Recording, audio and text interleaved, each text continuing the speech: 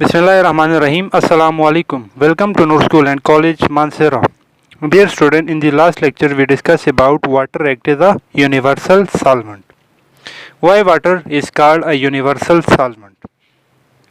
Water is called a universal solvent because more substance dissolve in water than other liquids.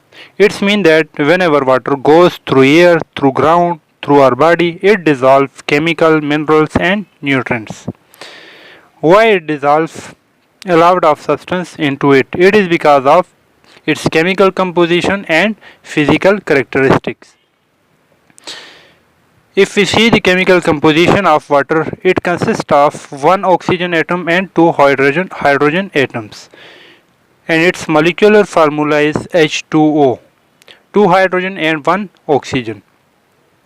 The hydrogen side of water molecule is completely different from the oxygen side of atom. Due to this difference per molecule, a lot of substance can attract with water molecule, and due to this attraction a lot of substance can dissolve into water. We also discuss dilution of a solution. Solution are classified as dilute versus concentrated. Dilute solution are those solutions which contain small amount of dissolved solute in a solution, while concentrated solution are those solutions which contain large amount of dissolved solute in a given solution. Like in this figure you can see that here a small amount of solute dissolved in water. This is dilute solution, whereas here large amount of solute is dissolved in water. This solution is concentrated solution. Student, आज के lecture में हम बात करेंगे types of solution के बारे में. Basically on the basis of solubility there are two types of solution. First one saturated solution, second one unsaturated solution. Saturated, unsaturated solution. What is saturated solution and what is unsaturated solution? पहले हम देख लेते हैं unsaturated solution को, फिर आपको easily saturated clear हो जाएगा. बच्चों, unsaturated solution वो solution होता है जिसके अंदर small amount of solute किसी सॉल्वेंट के अंदर डिज़ॉल्व हुआ होता है एक पर्टिकुलर टेम्परेचर पर. फॉर एग्ज़ाम्पल, मैं पानी के अंदर सोडियम क्लोराइड का एक सॉल्यूशन बना रहा हूँ. अगर मैं पानी के अंदर 2 स्पून 100 ml वाटर के अंदर 2 स्पून सोडियम क्लोराइड डाल रहा हूँ, तो उस वक्त उस टाइम पर उस टेम्परेचर पर जो सॉल्यूशन बनेगा वो मेरा अनसैचुरेटेड सॉल्यूशन होगा, क्योंकि उस 100 ml के अंदर मैं और भी सॉल्यूट ऐड कर सकता हूँ. वो सॉल्वेंट और भी उसके अंदर और भी एबिलिटी होती है कि वो और भी सॉल्यूट को खुद के अंदर डिज़ॉल्व कर सके. So a solution which can dissolve more solute at a given temperature are called unsaturated solution. ऐसा सॉल्यूशन जो गिवन टेम्परेचर पर बहुत ज़्यादा अमाउंट ऑफ सॉल्यूट को अपने अंदर ऐड करवा सकते हैं, अपने अंदर डिसॉल्व करवा सकते हैं, उस सॉल्यूशन को अनसैचुरेटेड कहेंगे. ऐसे सॉल्यूशन के अंदर ये एबिलिटी होती है कि वो बहुत ज़्यादा सॉल्यूट को डिसॉल्व कर ले सैचुरेटेड सॉल्यूशन बनाने के लिए. Such a solution has the ability to dissolve more solute to become a saturated solution. Next आते हैं अनसैचुरेटेड सॉल्यूशन पर.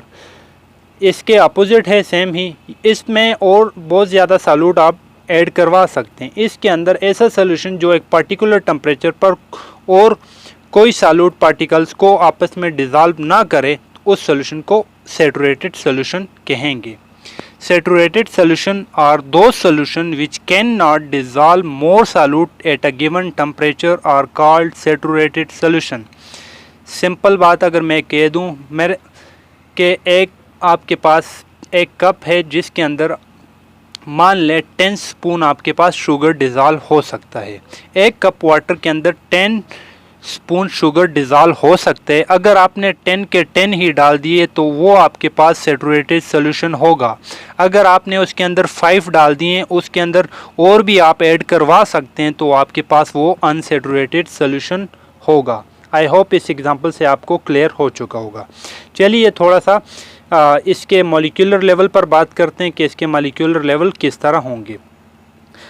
मान लें मेरे पास मैंने एक अनसैचुरेटेड सोल्यूशन बनाया। फॉर एग्जांपल मैंने अभी आपको एक एग्जांपल दी कि एक कप है जिसके अंदर 10 स्पून डिज़ाल्व हो सकते हैं। आपने 15 डाल दी। 15 डालने के बाद क्या होगा, जो 10 डिज़ाल्व हो गए वो तो उसके अंदर डिज़ाल्व होंगे, लेकिन बाकी 5 स्पून किधर जाएंगे? बाकी 5 स्पून आपके पास उस कंटेनर के बॉटम के अंदर नज़र आना शुरू हो जाएंगे। देखें, आप इधर भी देख सकते हैं कि कुछ तो आपके पास 10 तो डिज़ाल्व हो गए। 10 आपके पास देखें ग्रीन आपको मेरे हाल से शुगर है और आपके पास रेड आपके पास वाटर है। 10 स्पून आपके पास डिज़ाल्व हो गए, लेकिन रिमेनिंग 5 स्पून जो है एक्स्ट्रा वो आपके पास बॉटम के अंदर रह जाएगा। इसी तरह एक सोल्यूशन है जिसके अंदर 10 स्पून डिज़ाल्व हो सकते हैं। आपने 10 स्पून शुगर ही डाल दिए तो 10 के 10 उसके अंदर कम्प्लीटली डिज़ाल्व हो जाएंगे, यूनिफॉर्म सोल्यूशन बन जाएगा। तो आई होप आपको क्लियर हो चुका होगा सैचुरेटेड एंड अनसैचुरेटेड सोल्यूशन। एक बार मैं फिर बता देता हूँ, सैचुरेटेड सोल्यूशन बच्चों वो सोल्यूशन होता है जिसके अंदर एक पर्टिकुलर टेम्परेचर पर और सॉल्यूट डिज़ाल्व नहीं हो सकता, जबकि अनसैचुरेटेड सोल्यूशन वो होता है जिसके अंदर एक पर्टिकुलर टेम्परेचर पर और भी सॉल्यूट डिज़ाल्व हो सकता है। तो चलिए बात करते हैं solubility and effect of temperature on solubility. This is very important question for your exam. What is solubility? आगे लेवल पे भी आप इसको मज़ीद पढ़ लेंगे solubility क्या होता है। solubility को अगर हम उर्दू में बताएं तो इसको कहते हैं हलपजीरी। फॉर एग्ज़ाम्पल कुछ सॉल्वेंट ऐसे होते हैं जिसके अंदर बहुत ज़्यादा सॉल्यूट डिज़ाल्व हो सकते हैं, लेकिन कुछ सॉल्वेंट ऐसे होते हैं जिसके अंदर बहुत कम सॉल्यूट डिज़ाल्व हो सकते हैं। तो वही ऐसा क्यों होता है, इसको समझने के लिए हमें सोलेबिलिटी को समझना पड़ेगा। तो सोलेबिलिटी को देख लेते हैं क्या होता है। किसी भी एक गिवन अमाउंट ऑफ सॉल्वेंट के अंदर आप किसी भी सॉल्यूट को डिज़ाल्व करें एक पर्टिकुलर टेम्परेचर पर, उसको हम कहते हैं सोलेबिलिटी। किसी भी सॉल्यूट को किसी भी सॉल्वेंट के अंदर एक पर्टिकुलर टेम्परेचर पर अगर आप डिज़ाल्व कर रहे हैं तो वो क्या कहलाएगी, उसकी सोलेबिलिटी कहलाएगी, या उसको हम सोलेबिलिटी कहेंगे। Solubility refer to the amount of solute that will dissolve in a given amount of solvent in a given temperature. किसी भी गिवन टेम्परेचर पर अगर आप किसी भी सॉल्यूट के सॉल्वेंट के अंदर सॉल्यूट को ऐड करवा रहे हैं तो वो उसकी सोलेबिलिटी कहलाएगी। डिफ़ाइन कर लेते हैं सोलेबिलिटी को। डिफ़ाइन किस तरह किया जाता है?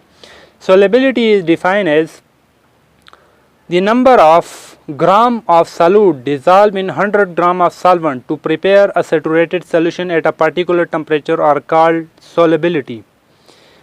बच्चों आपने ये डेफिनेशन याद रखनी है, very important definitions of solubility। बच्चों 100 ग्राम कोई भी सॉल्वेंट ले लें, उस 100 ग्राम सॉल्वेंट के अंदर मैं कितना सॉल्यूट ऐड करवाऊं कि मेरे पास एक सैचुरेटेड सोल्यूशन बन जाए। कितना सॉल्यूट मैं उसके अंदर ऐड करवा दूं, 100 ग्राम सॉल्वेंट के अंदर मैं कितना सॉल्यूट ऐड करवाऊं कि मेरे पास उसका सैचुरेटेड सोल्यूशन बन जाए। अगर मेरे पास सैचुरेटेड सोल्यूशन जल्दी बनेगा तो सोलेबिलिटी क्या होगी? अगर मेरे पास सैचुरेटेड सोल्यूशन बाद में बनेगा, काफ़ी ज़्यादा सॉल्यूट ऐड करने के बाद सैचुरेटेड सोल्यूशन बनेगा, तब मेरे पास सोलेबिलिटी कम होगी या ज़्यादा होगी, ये आप सोचें। अभी मैंने जस्ट सोलेबिलिटी को डिफ़ाइन किया कि सोलेबिलिटी बच्चों एक 100 ग्राम सॉल्वेंट के अंदर एक पर्टिकुलर टेम्परेचर पर कितना सॉल्यूट सैचुरेटेड सोल्यूशन बनाने में काम आता है, उसको कहते हैं solubility. The number of gram of solute in 100 gram of solvent to prepare a saturated solution at a particular temperature are called its solubility. I hope आपको डेफिनेशन क्लियर हो चुकी होगी। डेफिनेशन को याद करने के लिए बच्चों आपने दो टर्म याद रखने, यहाँ पर सॉल्यूट को भी आपने ग्राम के अंदर लेना है और आपने सॉल्वेंट को भी 100 ग्राम में लेना है। 100 ग्राम वाटर के अंदर, मान ले सॉल्वेंट में वाटर ले रहा हूँ, 100 ग्राम वाटर के अंदर कितने ग्राम सॉल्यूट में ऐड करूँगा तब जाके मेरे पास सोल्यूशन क्या बनेगा, सैचुरेटेड बनेगा। उसको हम क्या कहेंगे, और साथ में ये 4 पॉइंट आपने याद रखने। Solute should be in gram, solvent taken in 100 ग्राम। बनाना क्या है? Saturated solution. किस पर?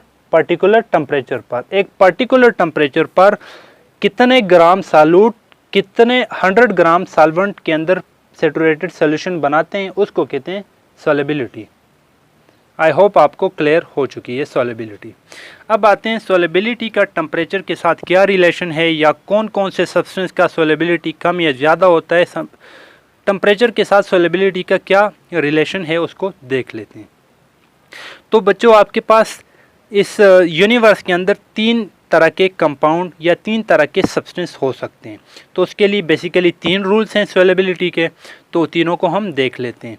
सबसे पहला रूल बच्चों, आपके पास जितनी भी गैशियस सब्सटेंस होती हैं या जितनी भी गैशियस सॉल्यूट हैं, जितनी भी गैशियस सॉल्यूट हैं like carbon dioxide, oxygen, nitrogen, whatever, जितने भी आपके पास गैसेस हैं, उनकी जो सॉल्युबिलिटी होती हैं वो आपके पास टेम्परेचर इंक्रीज करने पर सॉल्युबिलिटी कम हो जाती है। मैं आपको एक सिंपल सी एग्जांपल अपनी डेली लाइफ से देता हूँ कि जब आप पानी के अंदर, लेट्स सपोज आपके पास पेप्सी के अंदर कार्बन डाइऑक्साइड या कार्बोनिक एसिड उसके अंदर डिज़ॉल्व हुआ है, जब आप उसको ओपन करते हैं तो उससे वो निकल जाते हैं। अगर आपके पास टेम्परेचर ज़्यादा होगा, बहुत हाई टेम्परेचर होगा, तो आपके पास उस कार्बन डाइऑक्साइड की एलिमिनेशन जो है वो बहुत तेज़ होगी, और अगर आपके पास टेम्परेचर बहुत कूल है तो आपके पास उसकी एलिमिनेशन स्लो होगी। क्योंकि टेम्परेचर जितना ज़्यादा होगा उतना आपके पास गैसेस की सॉल्युबिलिटी कम हो जाएगी। बस ये बात आपने याद रखनी है कि जितना आपके पास टेम्परेचर ज़्यादा होगा, गैसेस की सॉल्युबिलिटी उतनी ही कम होगी। क्योंकि गैस को जितना भी आप हाई टेम्परेचर देंगे तो वो गैस एवेपोरेट हो जाती है, वो वहाँ उस सॉल्वेंट से क्या हो जाती है? एलिमिनेट होना स्टार्ट हो जाती है। तो all the first rule, solubility of all gases like oxygen, carbon dioxide, nitrogen, whatever, all gases decrease with increase in temperature। जितनी भी गैसेस हैं उनकी सॉल्युबिलिटी टेम्परेचर इंक्रीज करने पे उसकी सॉल्युबिलिटी डिक्रीज होती है। गैसेस की सॉल्युबिलिटी डिक्रीज होती है टेम्परेचर इंक्रीज होने पे, या टेम्परेचर इंक्रीज करने पे गैसेस की सॉल्युबिलिटी डिक्रीज होती है। This arrow is for increase, this arrow is for decrease. Second rule, the solubility of heat absorbing solute increase with increase in temperature such as potassium nitrate and calcium chloride. कुछ compound हमारे पास ऐसे हैं student जो किसी भी जो आपके पास temperature increase करने पर वो कंपाउंड जो है हीट को एब्जॉर्व करता है। कुछ कंपाउंड ऐसे हैं जो हीट को एब्जॉर्व करते हैं, कुछ ऐसे हैं जो आपके पास हीट को रिलीज करते हैं। वो कंपाउंड जो हीट को एब्जॉर्व करते हैं, अगर हम उनकी टेम्परेचर को इंक्रीज करेंगे तो सॉल्युबिलिटी भी इंक्रीज होना शुरू हो जाएगी। There are some compound in which the solubility of heat absorbing solute increase with increase in temperature such as potassium nitrate and calcium chloride. बहुत सारे कंपाउंड ऐसे हैं स्टूडेंट जो हीट को एब्जॉर्व करते हैं। जो कंपाउंड हीट को एब्जॉर्व करेंगे या वो उनकी का टेम्परेचर इंक्रीज करने से सॉल्युबिलिटी भी क्या हो जाएगी? इंक्रीज हो जाएगी। Heat absorbing compound solubility increase when temperature increase, ये भी आपने याद रखना है। थर्ड रूल सेम, अगर आपको सेकंड रूल क्लियर हो चुका होगा तो इसके अपोजिट रूल ये लिख लें तो आपके पास थर्ड रूल भी क्लियर हो जाएगा। कुछ कंपाउंड ऐसे हैं कि वो आपके पास हीट रिलीजिंग सॉल्यूट होते हैं। Heat releasing solute mean to say, अगर आप उनको हीट देंगे तो वो खुद हीट रिलीज कर रहे हैं, आप उनको खुद से हीट दे रहे हैं। एक चीज़ खुद हीट दे रही है, आप खुद उसको हीट और दें तो क्या वो मानेगी? नहीं।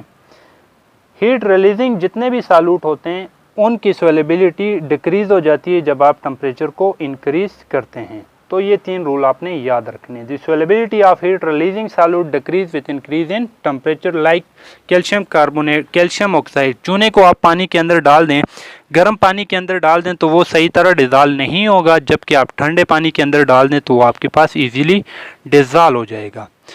तो आई होप आपको ये बात क्लियर हो चुकी होगी। ये 3 रूल आपने याद रखने, अक्सर आपसे पेपर के अंदर पूछे जा सकते हैं। तो चलिए एक बार फिर हम मेन पॉइंट को रिवाइज कर लेते। स्टूडेंट, आज के लेक्चर के मेन पॉइंट्स हैं हमारे पास। First one, saturated versus unsaturated solution. This is very very very important question for your exam. आपने इसको लाजमी याद रखना है। Student, saturated solution are those solution which can not dissolve more solute at a given temperature are called saturated solution, while unsaturated solution are those solution which can dissolve more solute at a given temperature. Such solution has the ability to dissolve more solute to become a saturated solution.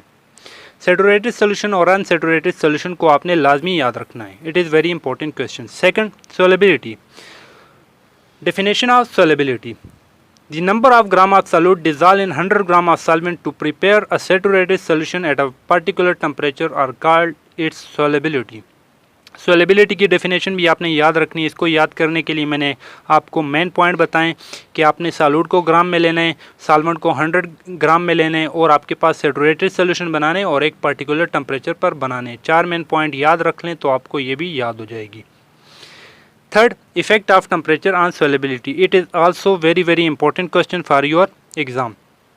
There are basically 3 main rule of solubility of different compound. First, solubility of gases.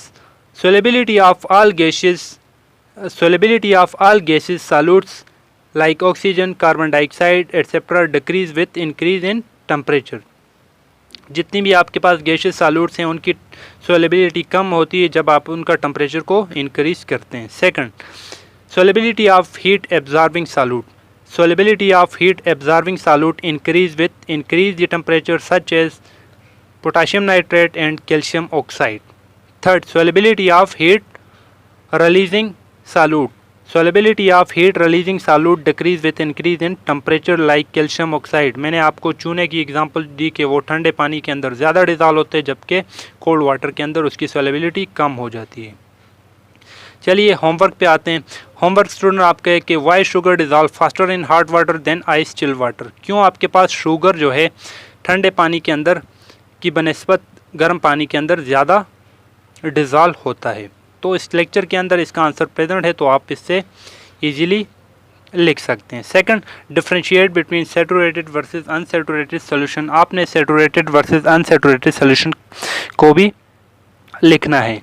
तो ये 2 question आपके homework है student. आज के lecture में आपने जो main points मैंने आपको बताए वो याद रखने हैं। इसके अलावा 2 क्वेश्चन जिसको आपने एग्ज़ाम के लिए याद रखना है। फर्स्ट मेन पॉइंट पर जो क्वेश्चन और सेकंड मेन पॉइंट पर effect of temperature on solubility and second saturated versus unsaturated solution. I hope student आपको क्लियर हो चुका होगा। इसके अलावा कोई भी क्वेश्चन हो तो आप मुझसे पूछ सकते हैं। थैंक यू, अल्लाह हाफिज़।